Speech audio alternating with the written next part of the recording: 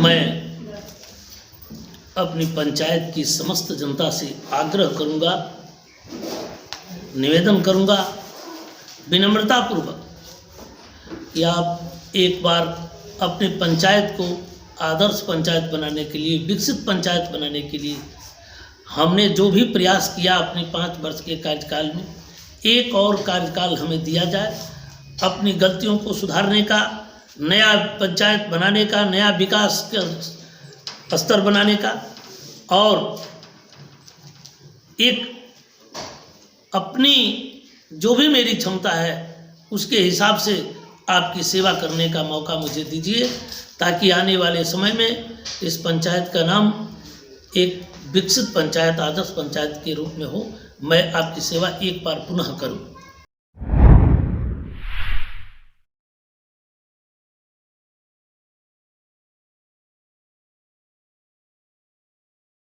नमस्कार, स्वागत है डेली लाइव न्यूज में। आज हमारी टीम पहुंची हुई है ग्राम पंचायत राज तितरा के वर्तमान सह 2021 के भावी मुखिया प्रत्याशी रमावती देवी जी के पैतृक आवास तितरा में। जी हां, जानकारी के लिए बता दें कि जो बगल में बैठे हुए हैं मुखिया प्रतिनिधि विनोद तिवारी जी हैं और यही उनके मुखिया का प्रतिनिधित्व करते हैं। सबसे अहम बात यह है कि ये उनके पति है और उनके मुखिया का प्रतिनिधित्व करते हैं। तो आइए अब इनसे जानते हैं इनके विगत 5 वर्षों के कार्यकाल के बारे में और आगामी चुनावी एजेंडा।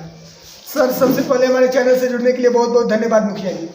आपको भी, आपकी पूरी टीम को भी हम विशेष रूप से धन्यवाद देते हैं कि आपने हमको समय दिया, आए हमारे 5 वर्षों के कार्यकाल को जानने के लिए कि हमने क्या किया है। इसके लिए विशेष रूप से हम आपका आभार प्रकट करते हैं। जी, आपको भी चैनल की तरफ से बहुत बहुत शुभकामनाएं मुखिया जी। लेकिन सबसे अहम बात यहाँ पे ये आ रही है कि क्या आपके 5 साल के विकास कार्य से जनता खुश है? ये तो जब चुनाव आ रहा है तो जनता मतदान करेगी तो उससे मिलेगा कि हमने क्या किया है। हमने प्रयास किया है अपने 5 वर्षों के कार्यकाल में कि जो काम नहीं हो, जो काम नहीं हुआ हो उसको करने का, सरकार द्वारा जो योजनाएं लागू की गई हैं उसको ज़मीन पर उतारने का। हो सकता है कि मेरे कार्यकाल में कहीं से कोई कमियां रही हो, मैं मानता हूं, हो भी सकता है।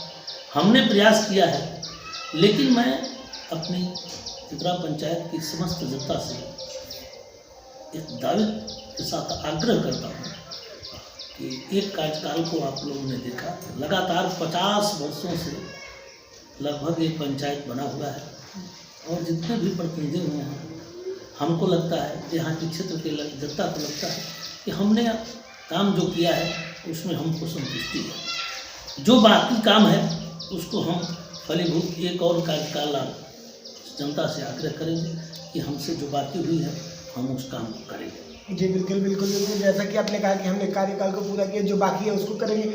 लेकिन अपने आप अब तक आपने कितने कामों को धरातल पे उतारा है सर? देखिए, इस पंचायत में पहला मेरा टारगेट था जो आपको दिखाई देगा। जिले में एक ITI है, राजकीय ITI, जो 20 करोड़ का काम अभी चल रहा है 7 निश्चय की योजना के अंतर्गत, जिसको हमने जमीन पे उतारा है। पावर सब स्टेशन जो नहीं था इस क्षेत्र में, उसको हमने अपने पंचायत में लाया। एक सामुदायिक अस्पताल, सामुदायिक स्वास्थ्य केंद्र जो बहुत बड़ा अस्पताल है, जी जी, वो भी सेंक्शन है, अभी हुआ नहीं है, लेकिन होने के कगार पे हो ही जाएगा। स्वास्थ्य, सड़क, आज तक जो प्राइवेट लैंड है, सरकारी सड़क की बात मैं नहीं बोलता हूँ, जो आज तक जिस गली जगह में, जिस गांव में, जिस मोहल्ले में सड़क नहीं थी, वहाँ हमने सड़क बनवाने का प्रयास किया। हमने जो लोग वृद्धा पेंशन के हकदार हैं, जिनकी आयु 60 वर्ष तक हुई है, हमने प्रयास किया है कि 0 टॉलरेंस की नीति अपनाएं, उसको कि 0 किया है हमने।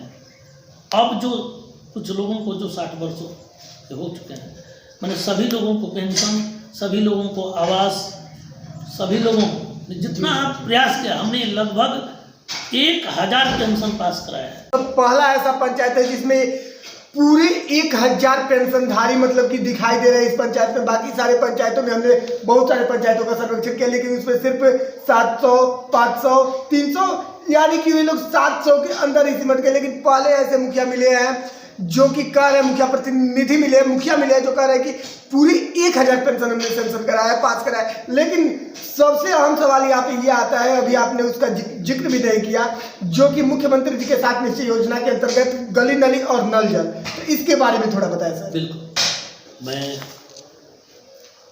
कई तरह के संकट आने के बावजूद भी, सरकार के निर्णयों के बावजूद भी मेरे सभी वार्डों के 15 वार्ड हैं, सभी वार्डों में नल जल की जो योजनाएं चल रही सरकार द्वारा वो सब फलीभूत है।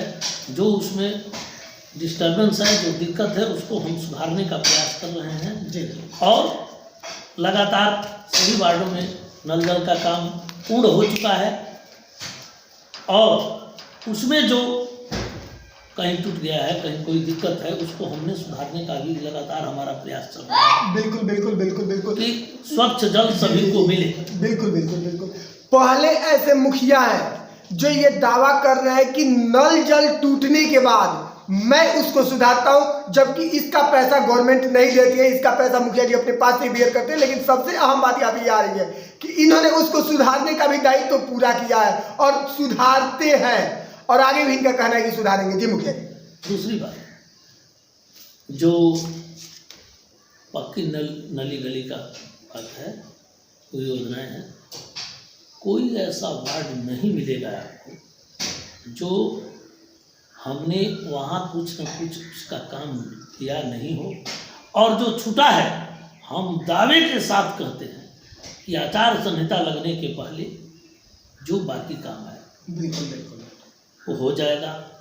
और मैं अकेले ऐसा नहीं हूँ, हो सकता है हमसे कोई कमियाँ हुई हो, हमसे कोई गलतियाँ हुई हो, लेकिन एक दावा है कि मैं हर कमज़ोर, हर गरीब, हर मजदूर, हर किसान का, हर नौजवान का मैं लाठी बन के खड़ा था और खड़ा रहूँगा।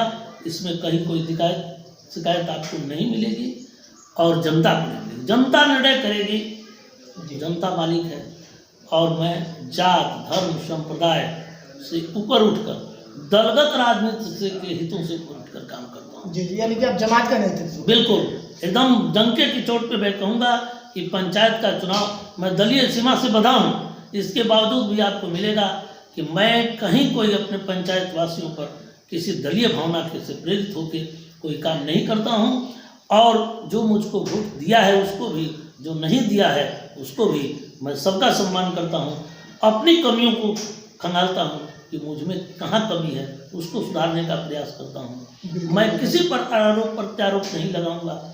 मुझसे जो कमी हुई है मैं उसको पूरा करने का प्रयास करूंगा। अब तक जो काम हुआ है, चाहे वो सड़क का हो, बिजली का हो, स्वास्थ्य का हो, नली गली का हो, नल जल का हो, जो कमी है उसको मैं सुधारूंगा। और जनता से आग्रह करूंगा, अपनी पंचायत की जनता से, कि एक कार्यकाल में हमसे जो हुआ है हमने किया।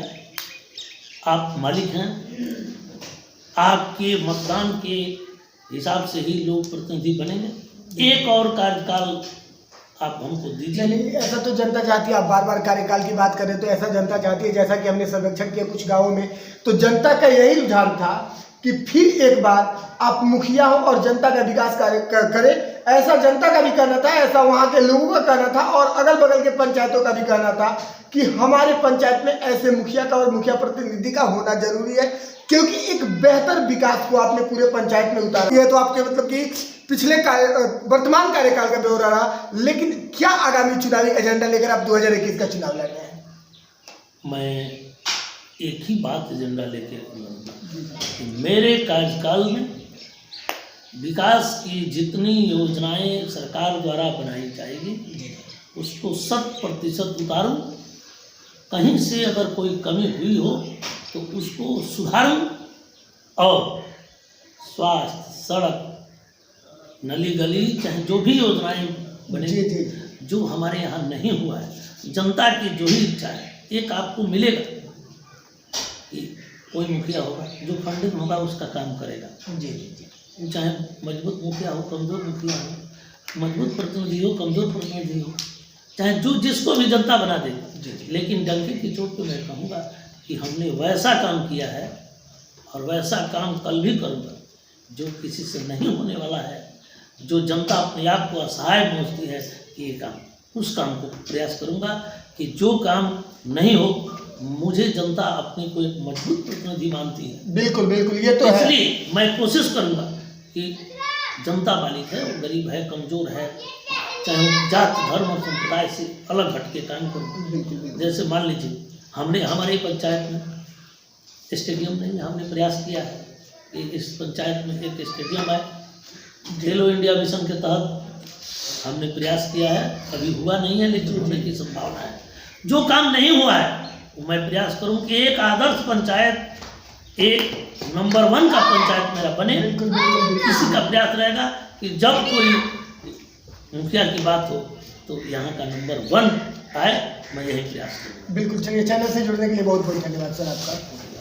जैसा कि मैं बता दूं कि पहले ऐसे मुखिया मिले हैं जिनको जनता अपना मसीहा मानती है, यानी कि गरीबों के मसीहा के रूप में उभर कर सामने आए। जनता इनको दानवीर के भी नाम से जानती है। चूंकि हमने सर्वेक्षण किया तो सर्वेक्षण के दौरान पता चला कि कभी भी कोई भी गरीब आ जाए, कोई भी मजदूर आ जाए, कोई भी किसान आ जाए तो खुले दिल से उनका मदद करते हैं। ये फंडिंग के बारे में नहीं सोचते कि कब सरकार मुझे देगी, कब मैं क्या करूंगा, अपने पास से उसकी मदद करते हैं और फ्री में मदद करते हैं। यानी कि वो लेने के मत से मदद नहीं करते, देने के मत से मदद करते हैं। तुम मिलेंगे अगले वीडियो में एक अगले चेहरे के साथ, तब तक के लिए नमस्कार।